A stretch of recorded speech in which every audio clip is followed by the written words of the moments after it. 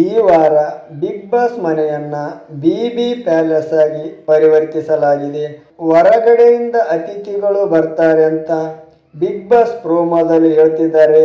ಆ ಅತಿಥಿಗಳು ಬೇರೆ ಯಾರೂ ಅಲ್ಲ, ಬಿಗ್ ಬಾಸ್ ಸೀಸನ್ 11ರ ಕಂಟೆಸ್ಟ್ಗಳಾದ ರಜತ್, ತ್ರಿವಿಕ್ರಮ್, ಉಗ್ರಂ ಮಂಜು, ಮೋಕ್ಷಿತಾ ಪೈ ಮತ್ತು ಚೈತ್ರ ಕುಂದಾಪುರ್ ಅವರು.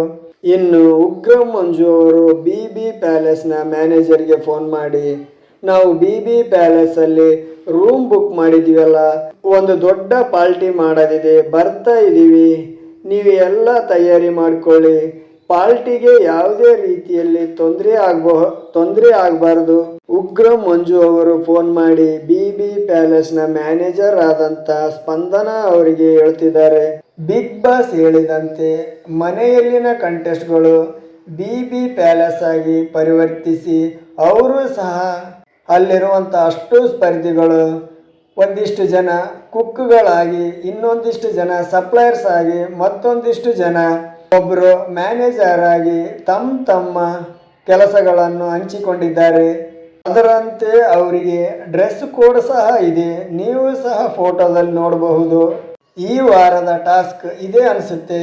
ಹೊರಗಡೆಯಿಂದ ಬಂದ ಅತಿಥಿಗಳನ್ನು ಎಷ್ಟು ಚೆನ್ನಾಗಿ ನೋಡ್ಕೊತಾರೆ, ಅವರು ಎಷ್ಟು ಖುಷಿಯಿಂದ ಅವರು ಹೋಗುವಾಗ ಯಾವ ಸ್ಪರ್ಧಿಗಳಿಗೆ ಒಂದಿಷ್ಟು ಅಂಕಗಳನ್ನು ಕೊಟ್ಟು ಹೋಗಬಹುದು.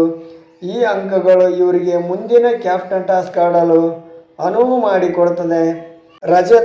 ರಜತ್ ಬರ್ತಿದ್ದಂಗೆ ಕಾವು ಅಂತ ಶುರು ಮಾಡ್ತಾನೆ. ಆಗ ಗಿಲ್ಲಿ ಅವರು, ಕಾವು ಅಂತ ಕರಿಬೇಡಿ, ಮನಸ್ಸಿಗೆ ಬೇಜಾರಾಗುತ್ತೆ, ಮನಸ್ಸಿಗೆ ನೋವಾಗುತ್ತೆ ಅಂತ. ರಜತ್ ಅವರು ನೋವಾಗಲಿ ಅಂತಲೇ ಕರಿತಾ ಇರೋದು, ನೀನು ಮಿಸ್ಟರ್ ರೋದನೆ ಆದರೆ ನಾವು ಎಕ್ಸ್ ರೋದನೆ ಕಣೋ ಅಂತ ಗಿಲ್ಲಿ ಕಾಲೆಳಿತಾರೆ. ಏನೇ ಆಗಲಿ ಬಿಗ್ ಬಾಸ್ ಅವರು ಬಿಟ್ಟಿರುವ ಪ್ರೋಮೋ ಕಮೆಂಟ್ಗಳನ್ನು ನೋಡಿ ಹನುಮಂತ್ ಅವರು ಯಾವಾಗ ಬರ್ತಾ ಇದ್ದಾರೆ ಅಂತ ಕಮೆಂಟ್ ಬರ್ತಾ ಇದ್ದಾರೆ. ಹನುಮಂತ ಹಾಗೂ ಧನುಷ್ ಅವರು ಮುಂದಿನ ದಿನಗಳಲ್ಲಿ ಬರಬಹುದು.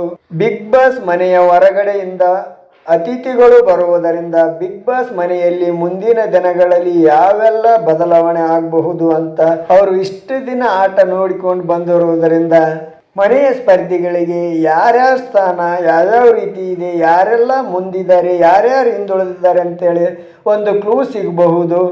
ಬಂದ ಅತಿಥಿಗಳು ಯಾವ ಸ್ಪರ್ಧಿಯನ್ನು ಯಾವ ರೀತಿ ಟ್ರೀಟ್ ಮಾಡ್ತಾರೆ ಅನ್ನೋದ್ರ ಮೇಲೆ ಸಿಗಬಹುದು.